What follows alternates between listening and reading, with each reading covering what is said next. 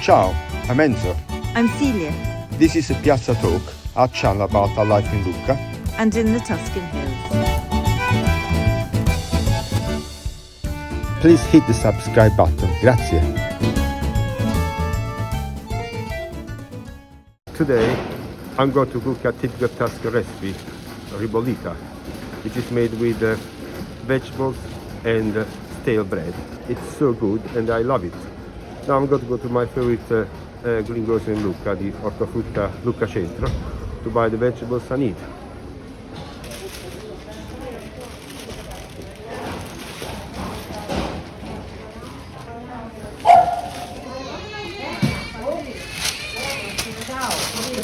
Back from the Ortofrutta, these are the beautiful vegetables that we got from them. And in order to make our beautiful ribollita, we need Cavolo Nero, which is related to kale. So if you cannot find Cavolo Nero, you can use kale. Savoy cabbage, Swiss chard, few potatoes, few carrots, celery, spring onions, one red onion. It's actually buried under the... Can you spot it? Yes, okay. And then herbs from our garden. So we have rosemary and thyme. Now we need beans. So I soaked the beans the day before. I boiled them and they're ready to be used. It's very important to save the cooking water. Then most important, we need very good extra virgin olive oil, and we have it. Tomato paste, bread. We make our own bread. If it is a bit old and stale, it's even better. And salt and pepper to season. I hope I list all the ingredients anyway, but you can find the list in the description box. But you can use any vegetables that you have, can't you? Yes, in the old time, this is a peasant soup. They would use all the vegetables available at the time of the year, normally in the winter. And Cavolo Nero is the most common vegetable. So, let's get started. For the Cavolo Nero, it's very important. You want to strip the leaves from the stalk. The stalk is quite hard and we want the soft bits there.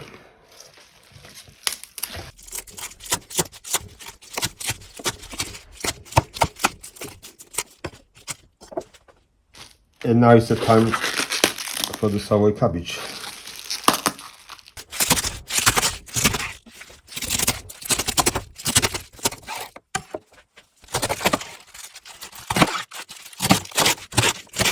And now the Swiss chard.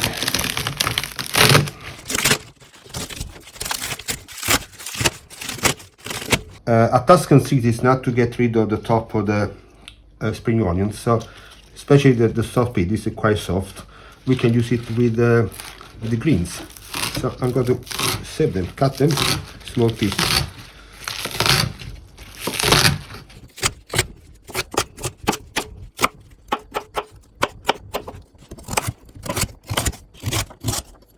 And now I'm making the soffrittino, the base. We start a lot of recipes in Tuscany and the rest of Italy. So I'm going to show you, not perfectly fine, but enough for our purpose.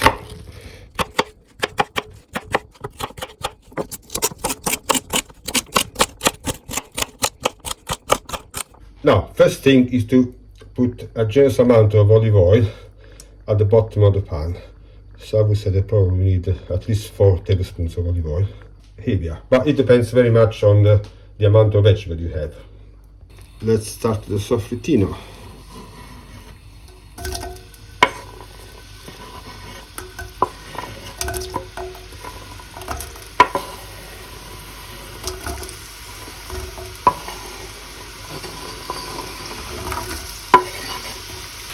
And I'm adding a stalk of rosemary.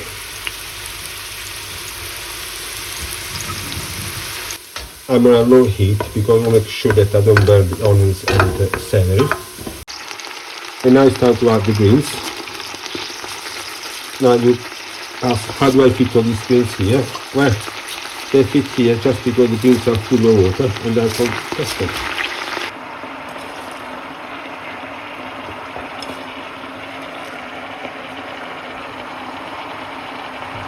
And finally the potatoes and the carrots. Everything fits. Lid on top. Okay, look at the vegetables, they're going down a lot, and I'm going to add some water because I have to make sure that they don't stick to the bottom. And I'm also going to add the tomato paste now.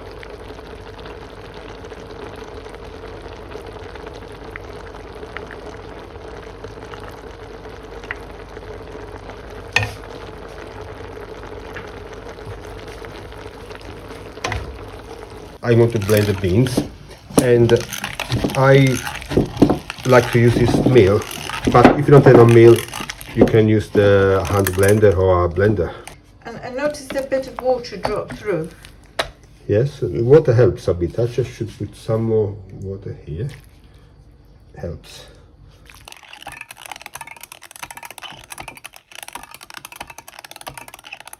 I'm going to put together the blended beans, the water that we have here, and the beans that we left in the water, the entire beans there. So This is the beans cooking water and not the beans soaking water, of course. no, this is the beans cooking water, yeah, absolutely. And now it's been cooking for an hour. We are going to add the beans.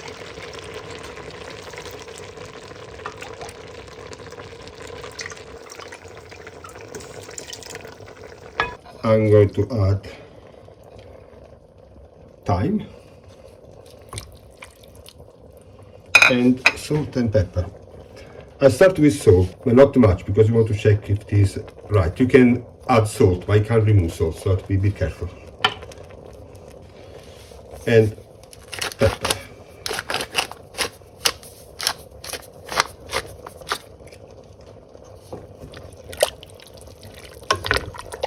Now, if you need more water, I got here some extra beans water. See you in half an hour. It looks ready. Let's test it. We'll make sure that we have the right amount of salt. It needs a bit more salt, and I also would add some more pepper. Okay.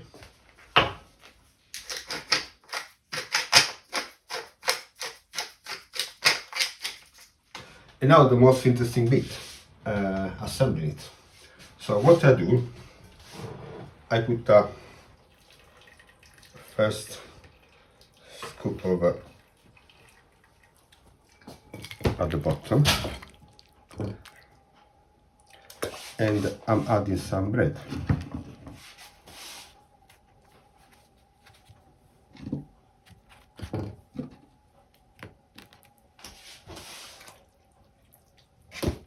Add more soup.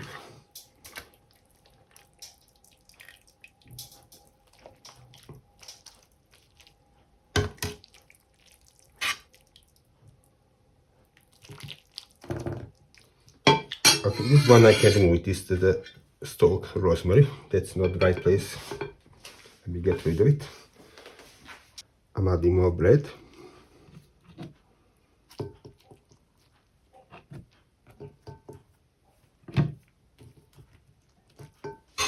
And more soup.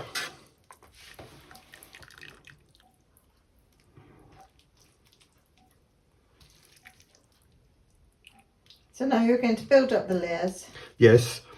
The beautiful thing about this soup, that I made quite a lot here, is that we can eat it for the next couple of days if we like it, but we can also put it in the freezer and save it for next time.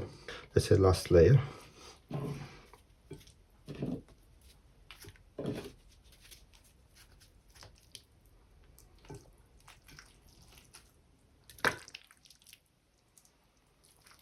and it has to rest now for at least 3 hours.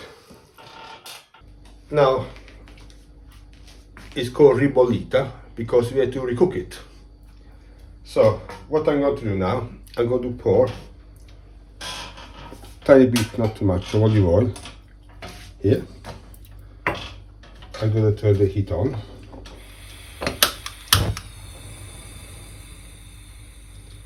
Wait until the oil gets hot. And now we got to get the beautiful scoop of this soup.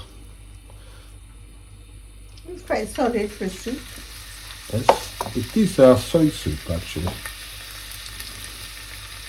I usually think of the soup as being liquid, but actually this is pretty...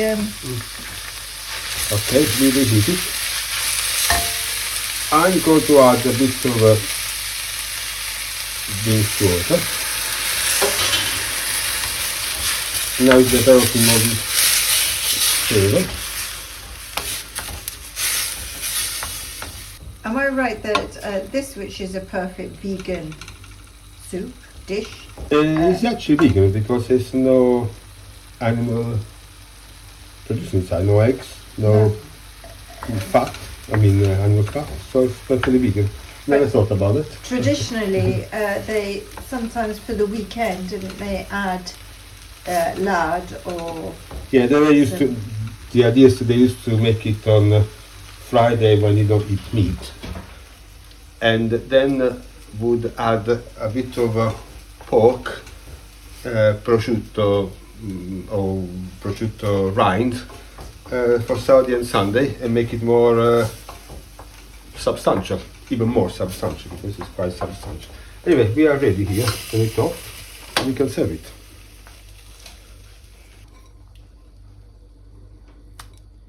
So I think a soup is a slightly misleading title for quite a solid... Yeah, but this a soup, I mean, the definition of soup is like... Who knows what the definition of soup is?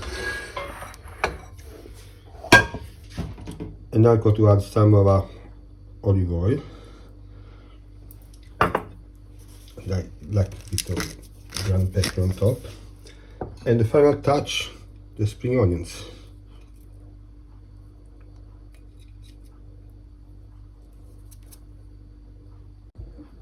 Because it has to mature, it's been quite a long wait for this soup, so it's now evening, and I actually really need a glass of Chianti to go with this, I think.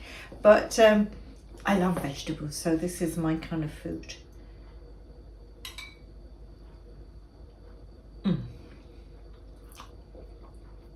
What do you think? It's wonderful. It's everything. It's just, oh, all those wonderful vegetables, and it's honestly, it's like an entire meal. There's, you know, I can't imagine why you'd need to add anything to it. It's absolutely delicious. And I'm looking forward to tomorrow. After all, it's a ribollita, and we've got a lot left, and that's the whole point of it. Well, some of that will end up in the freezer, I tell you. Absolutely delicious. It lasts for a couple of days. But if you freeze it for a long If time. you freeze it for months. So, Buon appetito. If you enjoyed the video, please don't forget to press that thumbs up and write a comment, because it really helps us with the algorithms. Thank you so much.